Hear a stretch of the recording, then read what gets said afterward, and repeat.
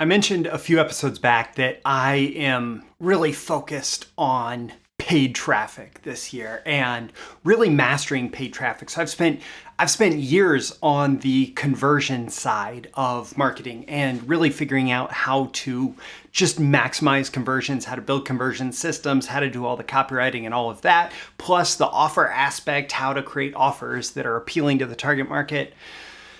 But I really have not done a lot of work on the paid traffic side. And as I'm doing things to grow my business, I've recognized that that's a huge opportunity for me.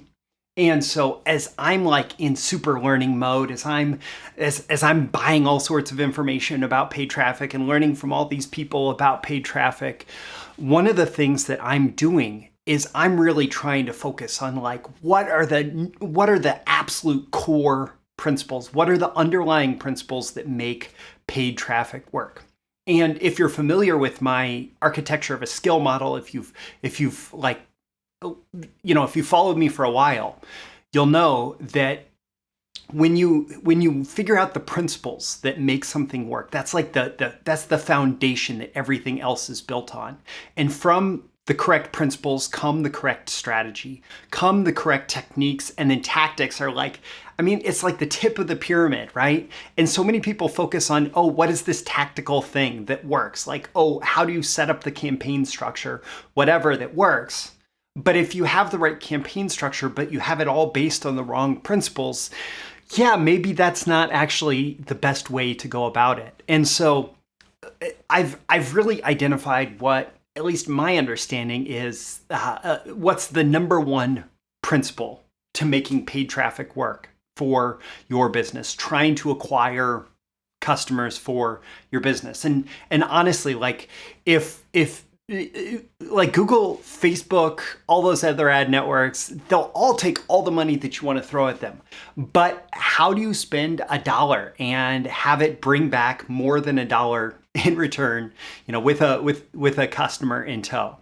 Well, it all comes down to this one principle. You have to show the ad network. You have to show them where to find your buyers. So you have to show them who's ready, willing, and able to buy, to give you money. And if you can do that, they will find more people like that, and they will send them your way. And that's what we're going to talk about in today's episode. Don't forget to like, comment, share, subscribe, do everything you can to engage with this episode so you get more content like this delivered to you. And so those magical algorithms of the internet will find more people like you who will find this episode valuable. Let's dive into today's content. These are the proven direct response marketing, copywriting, and entrepreneurship success strategies you can use today to write your own ticket and create the life you want. I am Roy Furr, and this is Breakthrough Marketing Secrets. Now, here's today's breakthrough. All right, today's episode, like every day, is sponsored by me. And specifically my BTMS Insiders training library. It's like Netflix for copywriting and marketing training.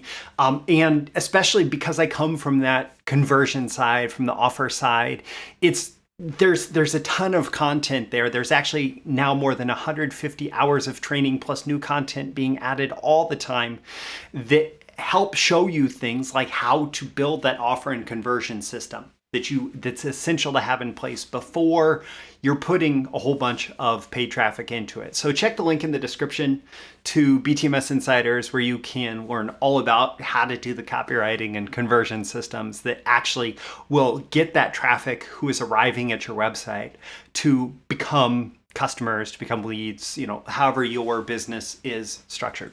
So this number one paid traffic secret is to help the ad networks find your buyers, find the people who are ready, willing, and able to give you money, right? And I broke this down in preparation for today's episode into an easy mode, a medium mode, and a hard mode.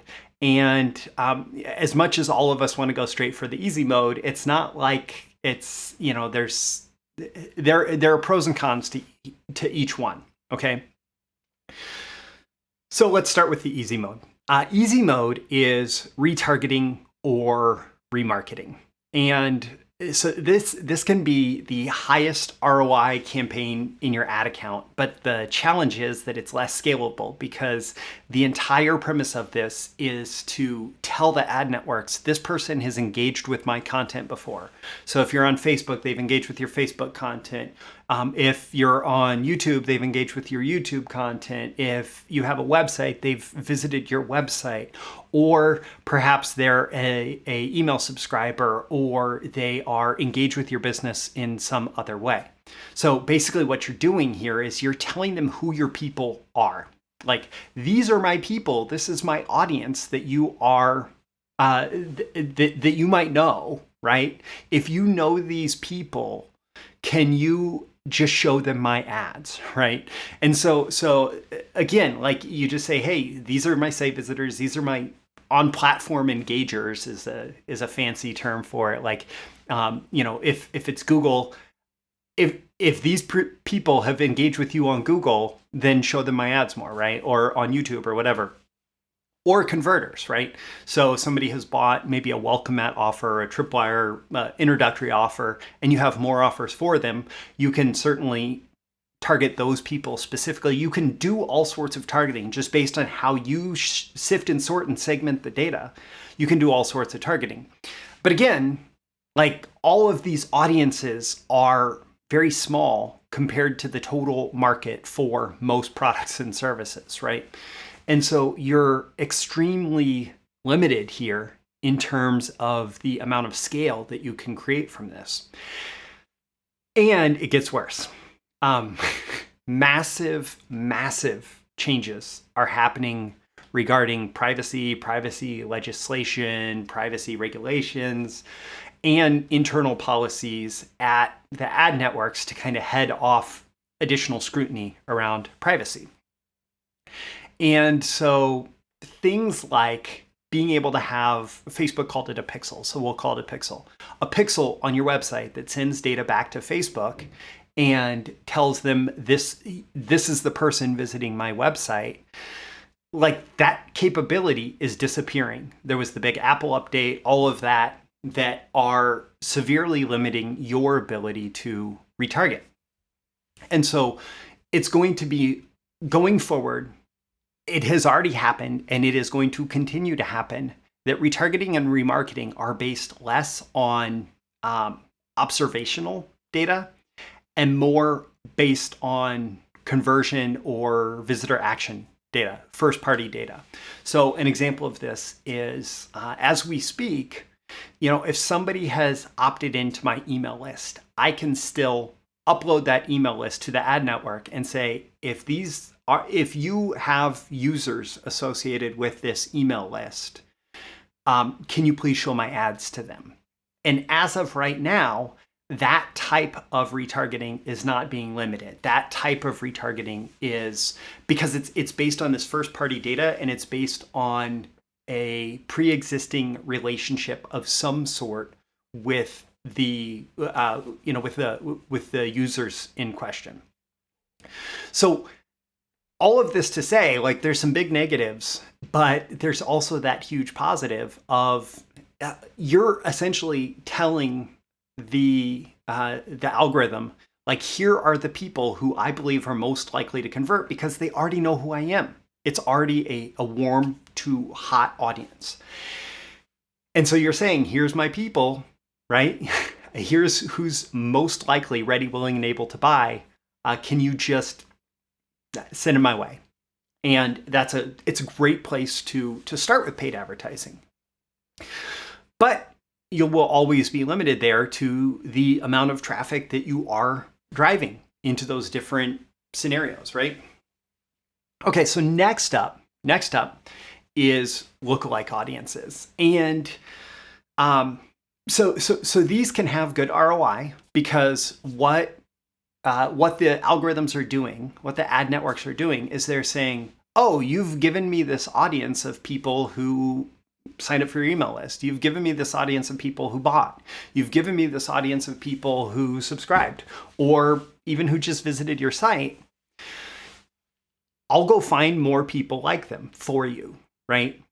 So these do tend to have good ROI. and they're more scalable because essentially instead of saying, oh, here's this, 1,000 or 10,000 or 100 or 100,000 people who have engaged with me in some predefined way, you're saying, okay, here are 1 million people or 10 million people who are the most like the people who engage with me in that specific way, right? So it's saying, find the people who are most like the people who've already engaged with me, right? But again, like this relies on excellent data going into the system. And so in order for the artificial intelligence, the audience, the algorithm to understand who your audience is, they need good data about it so that they can find more people like them. So an audience of 100, it's really hard to build a lookalike audience off of that's going to give you good ROI because they're going to have to stretch more to try and figure out who those people are. But if you have an audience of 10,000, well, they're going to start to have a pretty good indication of, okay, these 10,000 people have a surprising amount of overlap on these particular factors, right? And they track so much data about us. And yeah, that's the privacy concern, right? But as long as, here's the thing with the privacy concerns, if they are tracking actions on platform, so if Google is tracking YouTube actions on YouTube and they say how this person behaves on YouTube is like how this other person behaves on YouTube, it's hard to make a privacy argument against that because you have to be able to understand how the people who are interacting with your business actually behave, right? But if Google is saying, okay, here's how this person behaves this way across the entire internet based on our tracking of people across the entire internet, then it starts to be called into question as to whether or not they can use that data. So again, basically the more data that you throw at them, the more that they can say, okay, here's how these people behave on our platform, and here's some other people that behave like that on our platform. And they'll just go out and they'll try to find more people like them. And so that's going to be what the algorithms are able to base their stuff off of going forward, is more on-platform use. So Facebook's going to be able to help you target based on how people behave on Facebook and less how people behave when they hit all these pixels all around the internet. Google, same thing, like what they search for, etc. And so this can work pretty well. These lookalike audiences can work pretty well, but really it's about giving them a lot of data. So if you don't have a ton of conversions, it's going to be hard to make a lookalike audience work well. The one thing that you can do if you have fewer conversions, right? If you have fewer conversions, is you can optimize, you can create these lookalikes based on earlier in the customer interaction with your business. So for example, if you do a lookalike on website visitors or on clicks, you're going to get a lot more people who are like your website visitors, or a lot more people who are like the people who click specific links, right? The downside of that is you're optimizing for clicks and for website visitors, not for sales, right? So you can go a little bit deeper. You can say, here are all the people that opted in for this particular, let's say, free webinar or lead magnet, some kind of giveaway, some report, whatever. Here's all the people that opted in for this. Now, you may have a small percentage of those people that are actually good buyers, depending on a lot of factors, right? But you can still tell the algorithm, okay, I want to optimize for this initial conversion of an opt-in, and you're going to have more volume, more data, more people for it to base its analysis on, versus optimizing later, which is maybe optimizing for a buyer, for somebody who has actually spent money with you. And actually, that's the power of having something like a welcome mat offer, where you have a low price offer that really targets your ideal customer, that person who would be most interested in your product or service, right? To have that low price offer that it's easy for someone to say yes to and to actually give you money then what you're doing is you're creating a lot of buyer conversion data. And when you can feed that back into the algorithms and say, these are the people who buy from me, then it's easier for them to send you people who are ready, willing, and able to give you money, as opposed to sign up for an email or a webinar or just click through and visit your website, right? And so again, this medium mode, right? There was easy mode, the medium mode of the lookalikes. It really is about giving the algorithms as much quality data as possible. So now let's get to hard mode. And this is true cold traffic customer acquisition. And it is harder to get ROI on this. It's harder to get a return on your investment. It's easy to spend a lot of money before you start to see a return, as you are teaching the algorithms who your ideal customers are. And it's also much more scalable, meaning if you can tell the algorithms who your ideal customers are out of the great unwashed masses, you say, this is how to pick out and find my customers, then they can go out and they can go find your customers and bring them to you, right? And this is essentially the place where people who are true masters of paid traffic, of media buying, of paid customer acquisition, this is where they play, because this is where you can generate a ton of new customers and a ton of revenue through paid traffic. And of course, like, one thing I will say is that it's harder to get ROI on this cold traffic, right? It's harder to get ROI bringing people in the door and having them spend money with you for the first time. And when you crack that code, when you figure that out, what you're doing is, even if you're doing that at break even, let's say you do that where you're spending $1 and you're only getting $1 back, you are creating a huge audience of people who have now spent money with your business, who are much more likely to do another transaction, to buy more things from you in month 2, month 3, month 4. You've created remarketing audiences. You've created data for high quality data for the lookalike audiences. You're just feeding easy and medium mode, in addition to feeding your actual like customer relationships and customer list, right? And so it actually creates a much bigger business that you can make profitable, even if your paid customer acquisition is like break even, or even some marketers who are really smart about this will go negative on the expectation of going positive in, let's say, 60 days or 90 days or whatever. And here's the thing. This is where most of us have to start. This is where most of us have to start.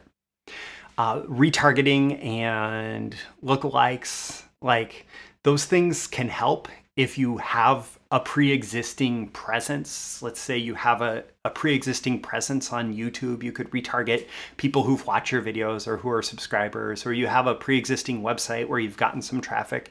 You can do some of that early on. And when we're launching new offers, when we're trying to acquire new customers, this is where we have to start. We have to figure out how to tell the search engines how to find, or not the ad networks, how to find your buyers. So how do you do this? How do you do this? One important thing that you can do, and this definitely applies more to Google, and Google is connected to YouTube, which has another search engine, right? So it's like Google search and YouTube search, and you could also apply this to Bing search and Yahoo search. You could apply this to Amazon, because they have people who are searching for things to buy.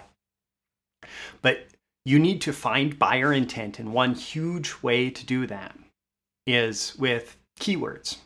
So when you think about who your buyers are, you can think about, what do those people who are most likely to buy my product search for in Google, right? And it's worth noting here that I was talking about on-platform engagement and how all the privacy issues are changing everything.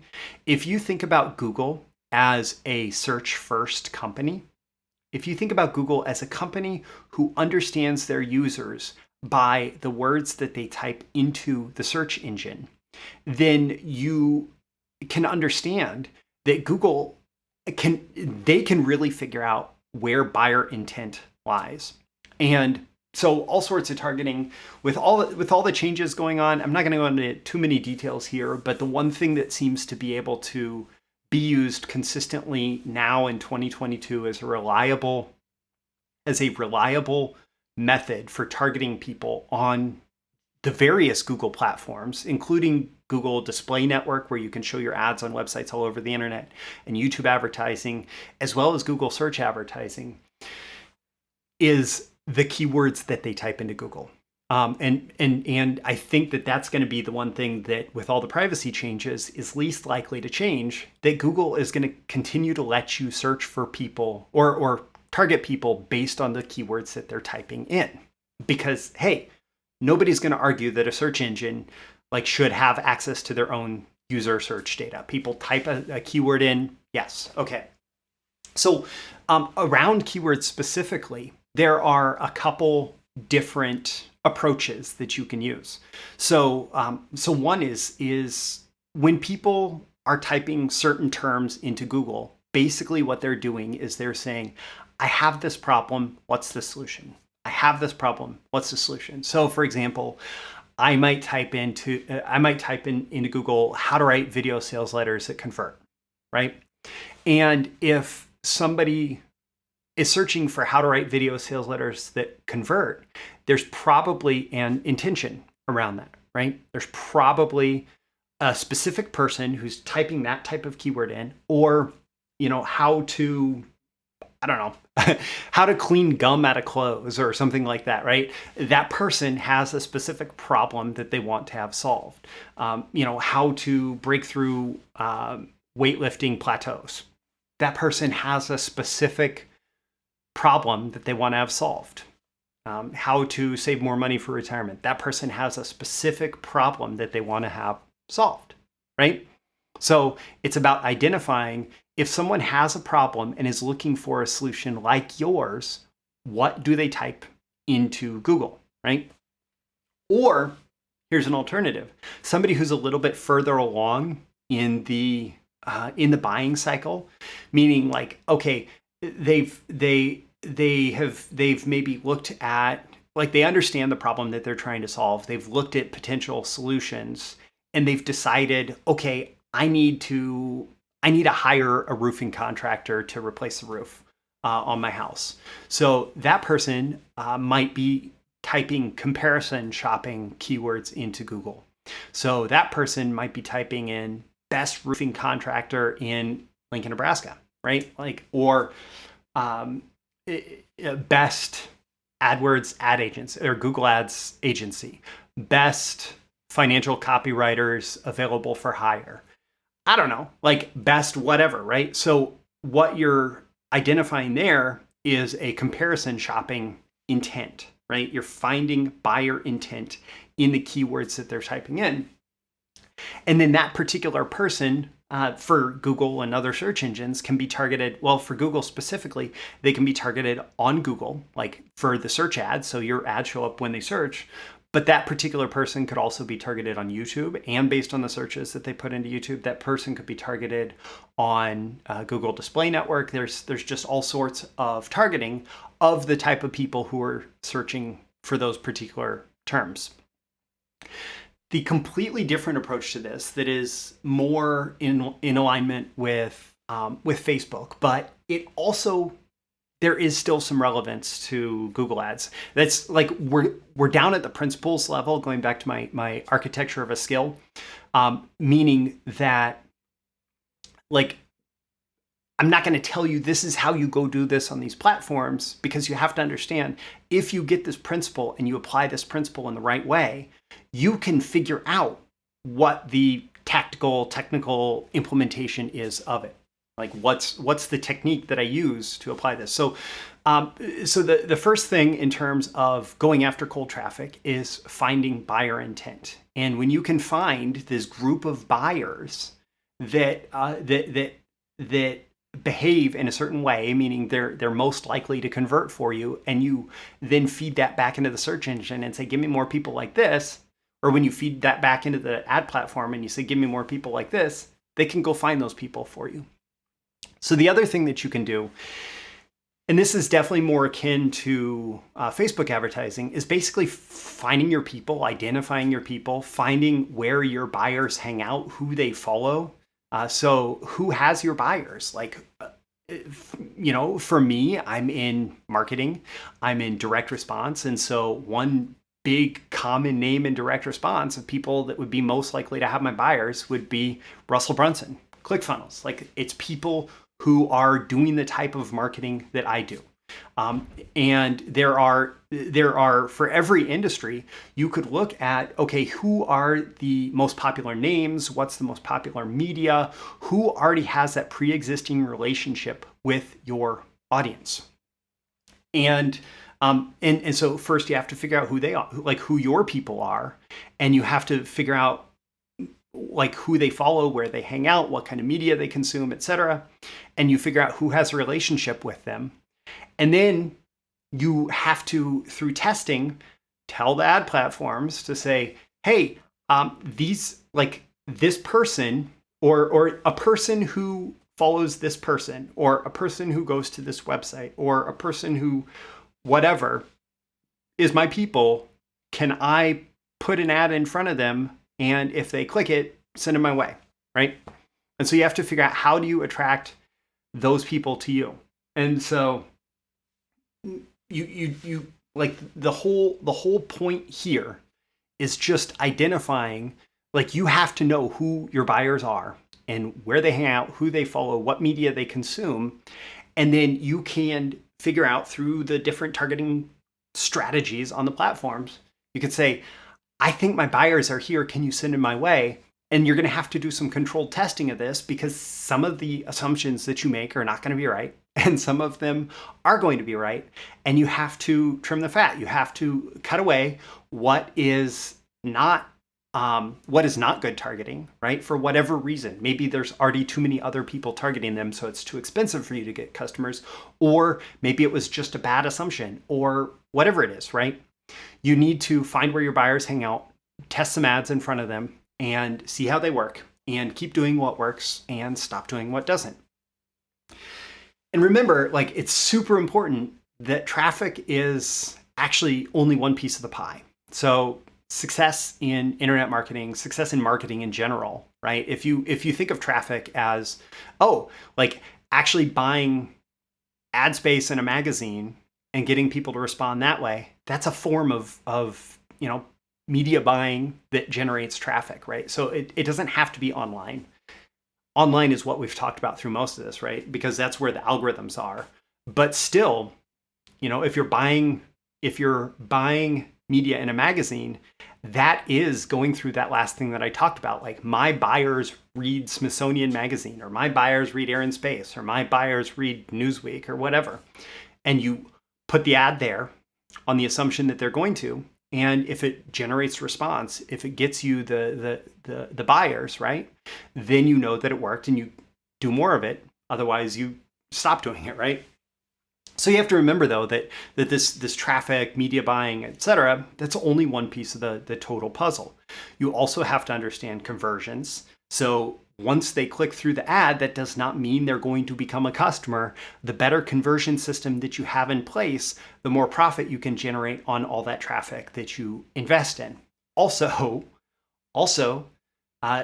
you have to be able to convert people at good economics, meaning if you are able to get, let's say you build a funnel and an offer structure that generates $50 per person who converts per that first conversion. Okay, that's awesome.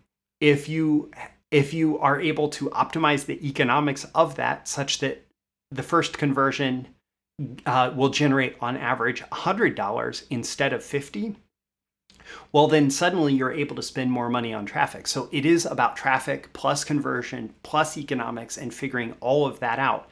And you must have that good conversion system and offer in place. And frankly, like, when the traffic people that I'm following, that I'm talking to, they always say you have to have that conversion system and the offer in place, or else it's not even worth testing the traffic. Now you can tweak it and you can optimize it for the traffic source in particular, and you can, it's a feedback system, right? Better traffic with a conversion system more optimized for it, with an offer and economics more optimized for it, it can all help and you can learn. But still fundamentally, you have to have all these pieces in place if you want to succeed. And so don't forget to check out BTMS Insiders. The link is in the description. This has been a long and I think rather value-filled episode of Breakthrough Marketing Secrets, my daily episodes. I hope that you found it equally valuable, maybe taken a lot of notes if this is something that you are serious about learning. And if you do want to learn more, don't forget to like, comment, share, subscribe so I know, right? And so you get more content like this delivered to you. One of the ways to subscribe is to my email list. You can check that link out in the description as well.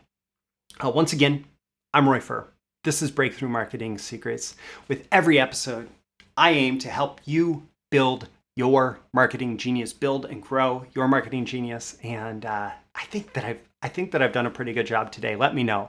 And I will see you again in the next episode.